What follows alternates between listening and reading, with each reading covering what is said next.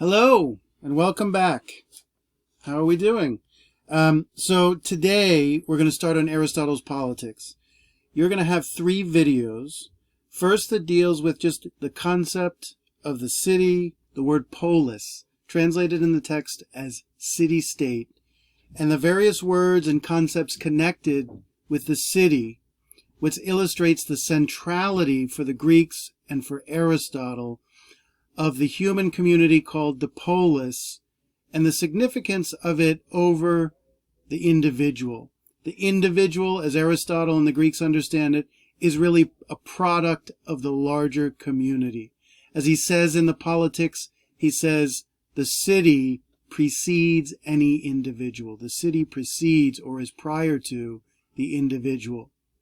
Without the city, without the life that it provides, without the communal relationships that it provides, the individual is not capable of achieving or realizing their potentials. Right? Okay. So politics. And I want to start out by simply talking about this word polis and its related meanings. Ultimately, our goal in looking at book 1 of the Politics is to assess these 4 types of communities that develop and culminate in the polis, and then to explain exactly what is so special about the polis. Now here's the primary conclusion to reach. Obviously, the village, the family, and the couple are kind of subsections or subdivisions of the polis. And the polis on one level is just quantitatively larger than these smaller subdivisions. But the important thing, the crucial distinction for us, is that the polis isn't simply larger than the village. A polis is made of numerous villages.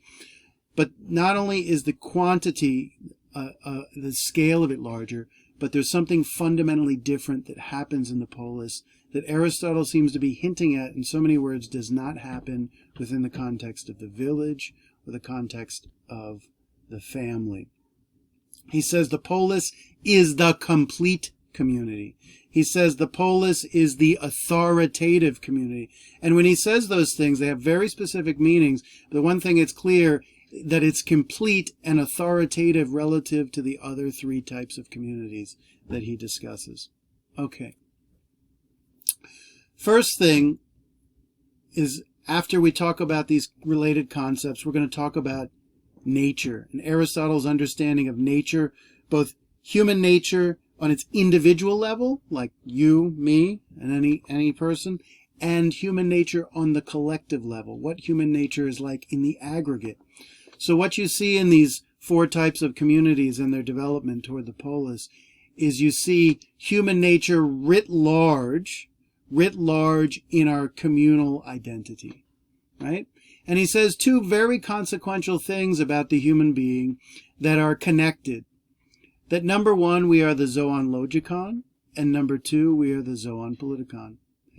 Zoon logikon, very often translated as the rational animal. You could say the thinking animal, the reasoning animal, right? But the word logikon comes from the word logos. Logos means both speech and reason. On the most basic level, the word logos means letters, right? Words, right? We're the animal with speech. And why are we able to reason? Because we use our speech to reason. It's the medium that allows us to reason in the first place, right? That means our communal identity is going to be defined by speaking with one another. In the polis, speech and reasoning are going to be used in a very special way that do not seem to be on display in the village or the household. The zoon politikon, right? What does that mean? It means we're the political animal, right? Very often when the Politics is translated, the expression that's used is the social animal, right? But Aristotle doesn't mean just social animal, he means political. Right? Social animal simply means that we create bonds with other human beings, like families, like villages, and the like. But the political community, the root word of society, or social animal, is a Latin word that means ally or alliances. Society consists of a series of alliances, right? Alliances are partnerships, right? Based on what? Based on basic human needs, starting with the needs of survival. We think of Hobbes' two natural ends of the human animal.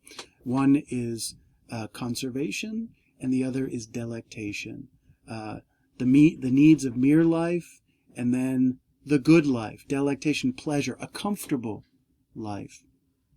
Aristotle has a related understanding of that.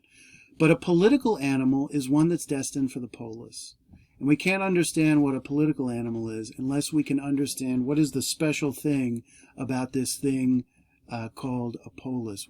How is it distinguished as a community from the other forms?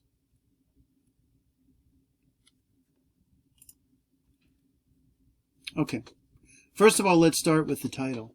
Politics, right? It's important that there are two meanings to the title of this text. The word politics comes from the word polis, or as it's translated, city-state. So let's start out. What is a polis? A polis is a political community.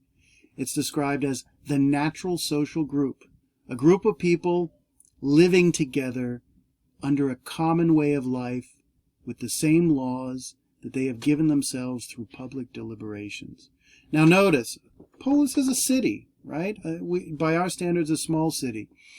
A city, for Aristotle, is not just the geographical boundaries.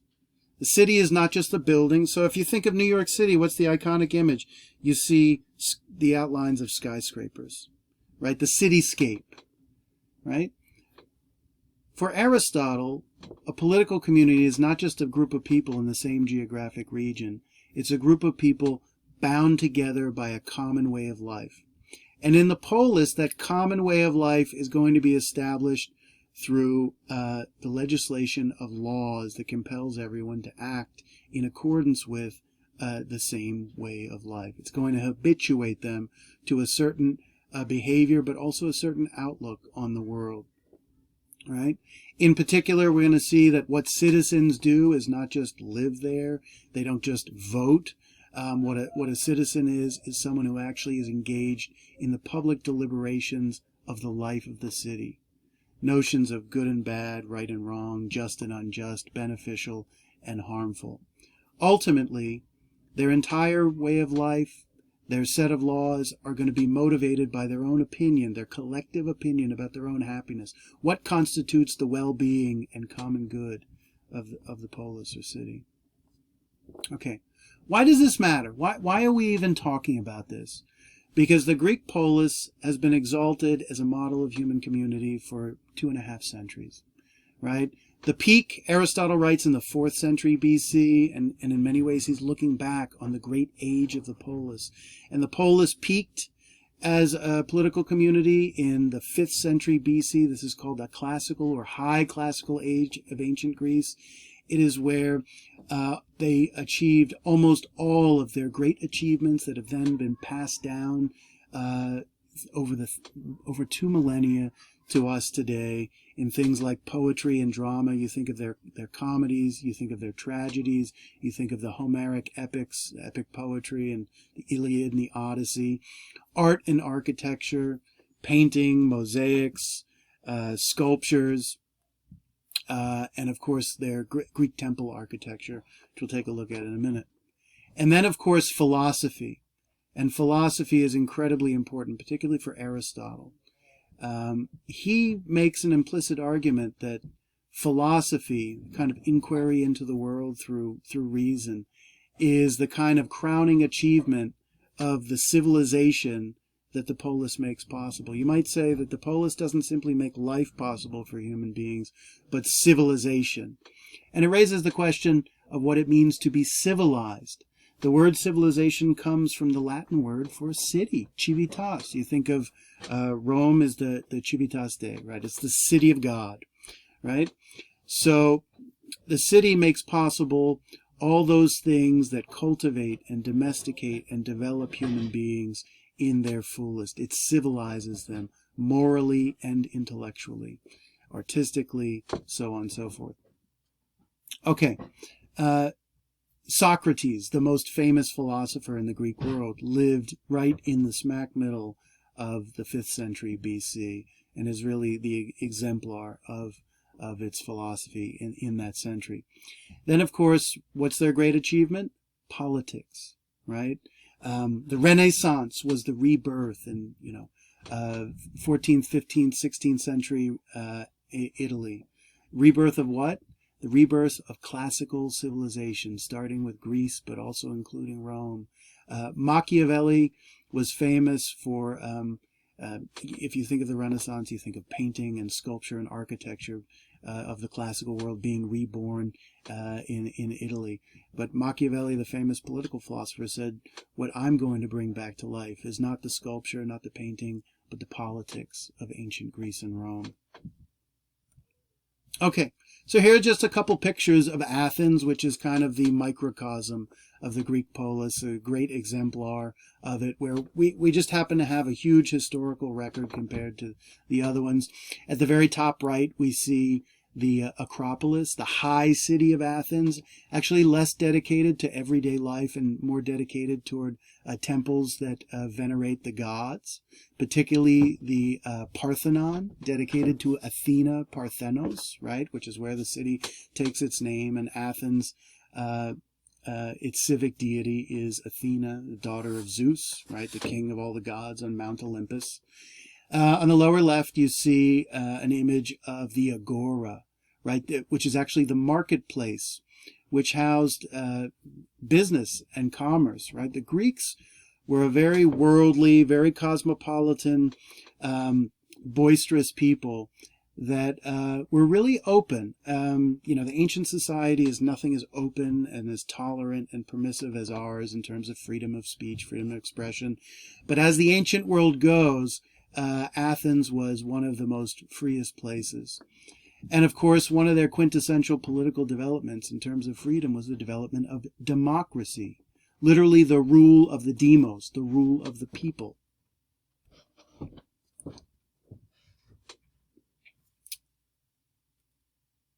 So what is politics? To put it really simply, politics is the business of the polis.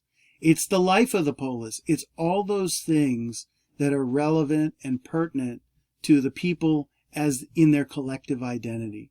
It has to do with public matters which concern everyone or the majority of citizens, or more particularly concern those section of people who actually rule, who are actually considered citizens, right? In ancient Greece, those who ruled were citizens. Those who were involved in government were citizens. Those who were not involved in their direct rule were not considered citizens, and the who was considered a citizen changed over time.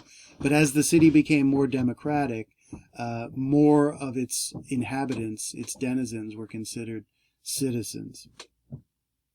What's a public matter? It's any matter that comes to be concerned as a public matter. And it really could be anything. One day something could be considered merely a private matter, and the next day it can be deemed a concern of all the citizens. Politics is not just the business of the polis, the life of the polis. It's also a science, political science. It's a body of knowledge required to understand the life of the polis and to make wise decisions regarding its well-being. So this book is in part a description of the life of the polis, but it's also a scientific analysis of the necessary components of politics that creates a body of knowledge and understanding. What's the point of having that body of knowledge? You look at the second point here. Well, our concerns are theoretical and practical. Theoretical and practical. Theoretical just means a body of knowledge for its own sake, understanding for its own sake. The Greeks are very clear that we have this rational faculty, and one of the things we desire to do as human beings is not just to eat and sleep and have sex and all these fun things, but to understand, to grasp things with our mind, because we have a power to grasp things in a way that other animals don't. But politics also has a practical aspect, and by that it simply means that this knowledge is not simply for an ornament for knowledge's sake, but it has practical application in benefiting the well-being of your community. Therefore, the politics, this text, serves two functions, both theoretical and practical. In the broadest terms, what is the science of politics? In the broadest terms, the science of politics is the science of the happiness of the entire political community. And this is going to be crucial because when we look at ethics, ethics is also going to be understood by Aristotle as a science, the Nicomachean Ethics, the next book, right? But it will be the science of the happiness of the individual. We've already talked about in the Republic the conflict between the interest of the individual and the interest of the community. And somehow these two can be merged, but there seems to be a kind of constant strife between the two, even in the best, most well-ordered political regime, right? So the end, or the goal, the telos of this science is to bring about the well-being, the common interest of the political community. And in short, how do you do that? You pass laws that benefit the happiness of the community. Okay. Oh, here we go. So let's just look at, you see how this concept of the city is so integral to every aspect of its life. All these terms derived from the word polis. Politica, simply politics. Polites, citizens. Those who are of the polis, who Aristotle famously said, those who rule and are ruled in turn. Right? His concept of democracy is, of course, what we would call direct or pure democracy. That's what our founders called it. And our republic, our American republic, constitutional republic, is an indirect democracy because the people, the demos, the majority of people do not rule directly. Right? But for Aristotle, a citizen is not simply someone who is born within the geographic boundaries of the political entity. It's not simply one who lives there and accepts its laws and votes and pays taxes. A citizen is one who participates in the rule of their own city. Therefore, the distinction between a citizen and a politician is actually small, because a citizen is going to participate in the way a politician would. Even more specifically, if we look at the beginning of Book 3 of the Politics, he says a citizen is one who deliberates in the matters of public concern. They deliberate together. What does that mean they actually do? What does it mean to say that a citizen deliberates? Right? Well, let's look at what does it mean to deliberate. If you're thinking of yourself as an individual, to deliberate is to confront a situation, to mull over in one's mind the various courses of action, the various alternatives, pros and cons. You make a list of pros and cons, and then choose that a future course of action that marks out what you're going to do going forward, right? So how does that relate to a citizen? A citizen doesn't deliberate by themselves. They deliberate with other citizens. And how is that done? Through public discourse, right? Exchange of ideas, exchange of opinions, right? We've talked about the way in which, given our nature and our nurture, everyone is unique in their nature. They're unique in the trajectory they've taken through their life, and therefore they have a distinct opinion, a distinct understanding of the world based on that specific trajectory and nature. So if a political community is going to be successful, they've got to come together, deliberate, exchange their distinct ideas, argue for them, and then try to reach consensus on the correct path to be taken. Take, for example, the coronavirus, right? We all know there's a problem. We all know there's a problem. The question is, what do you do about it? Now that's the tough part. And that's the job of citizens, to try to come together and reach an opinion. Number 3, politeuma. Politeuma. It simply means those who rule, or the ruling class, the ruling faction of all those living in the polis. So let's be clear, it's slightly different from our modern conception of citizenship. In the ancient Greek polis, there was a a large set of people living within Athens, for example, say 50,000 people, and in the hinterlands maybe up to 100,000 people. But there was only a small subsection of those people who were actually considered citizens. Of course, they had slaves, and of course, women were not considered citizens because they were not considered to be involved directly in political discourse, right? So it'd be male heads of households, right? One of the key concepts of the politeuma, the ruling class, is the way in which, as we've talked about, they're going to make rules in their own self-interest, number one.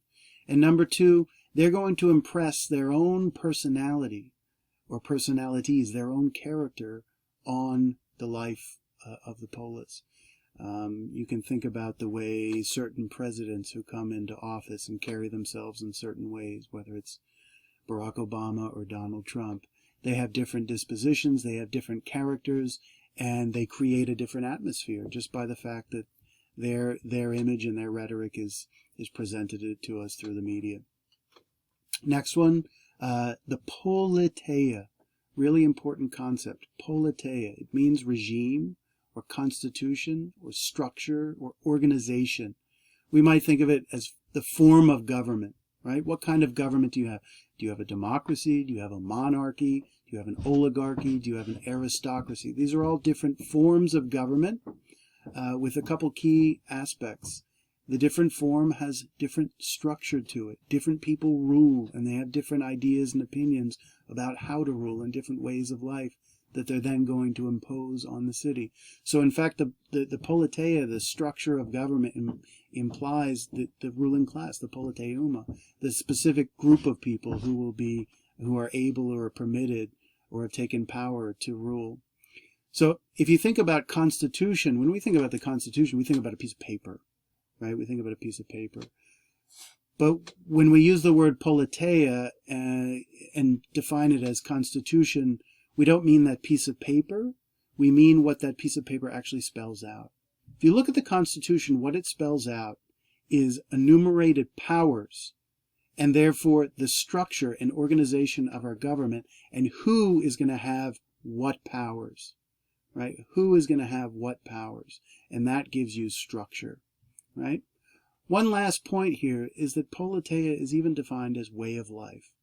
Now, we live in a democratic republic of 330 million people. 330 million people, right? Who's that guy on the other side of the country? I have no clue. I have no clue who that is. One of the key aspects of the polis that Aristotle talks about is he says the polis is surveyable. The polis is surveyable, right? And I think he means two things by that. One, it's visually surveyable. You can actually see it all. It's a small town by our standards. And in your lifetime, it's surveyable in another sense that you can become acquainted with everyone in it. And if you don't know them on an intimate basis, you at least have some general familiarity and acquaintanceship with who they are. They're not complete strangers, right? I mean, a polis is like the size of a football stadium, and in a lifetime you can meet all those people and gain a great familiarity. Therefore, the distinction between the city and its government is not as profound as ours. Washington, D.C. is run, by elected officials. There's less than 600 elected officials in Washington, D.C., and they run 330 million people. In the polis, the difference between the society and its government is much smaller, so therefore governance really shapes the way of life profoundly. Number 5, politicos, politician, statesman. As Aristotle uses this term, it implies someone who is not merely a politician, but really knows how to take the reins of power and make judicious, prudential decisions, and leads the polis through times of trouble.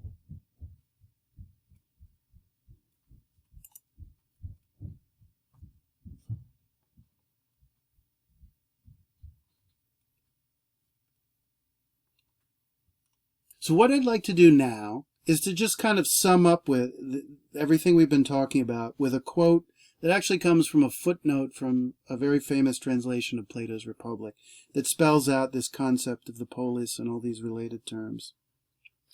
He says, "The polis is the city the community of men sharing a way of life and governing themselves, waging war and preserving the peace, the two most fundamental things you might do in politics. The polis is the natural social group. This is crucial. The natural social group, containing all that is necessary for the development and exercise of human powers.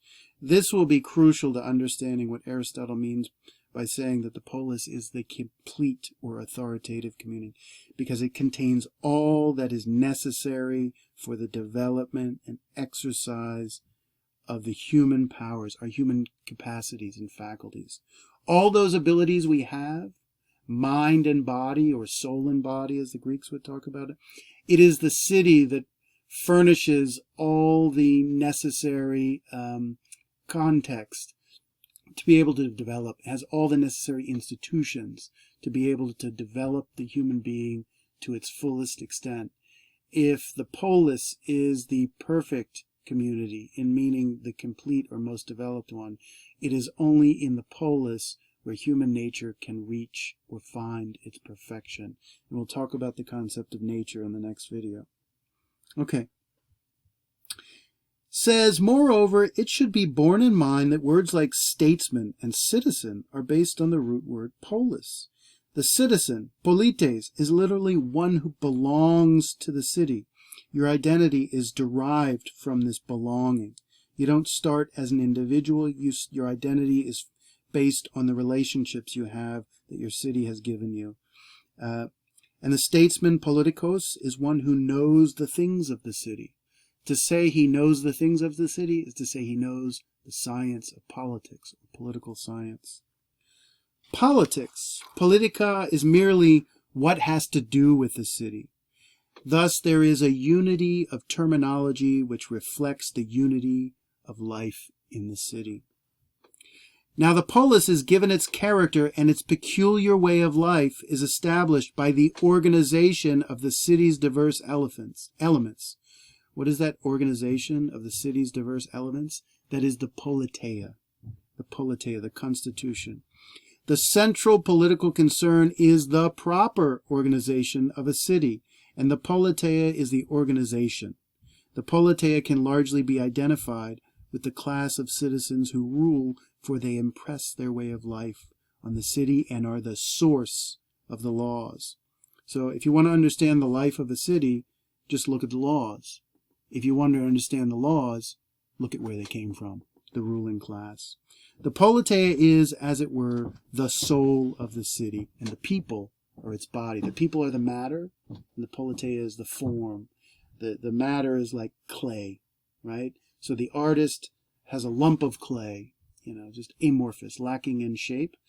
And the politeia is the form that clay is going to be given. I don't know, a statue of a figure or what have you. And who gives it that form? Who is the artist, you might say, of the city? Well, it's its rulers, right? It's the ruling class that shape the people. They're not shaping clay anymore. They're shaping human lives, right? It's a profound insight, right? Let's just step back for a second and conclude with this. The central political concern is the proper organization of the city, right? What is the politeia that actually brings happiness to the city? This is one of the great questions of social and political science, starting with the types of reflections that Aristotle began in the 4th century BC, right? If you think about what our Constitution is and the Constitutional Convention, it was a profound deliberation, meditation, disputation on what the proper organization of government should be to manifest the happiness of, in our case, the American people, right? Okay. So in the next video, we're going to look at Aristotle's concept of nature, and we're going to see how his concept of nature plays out in the development, not of the human individual just yet, but in the development of human communities going from male and female to this thing called the polis, which we still haven't completely clarified.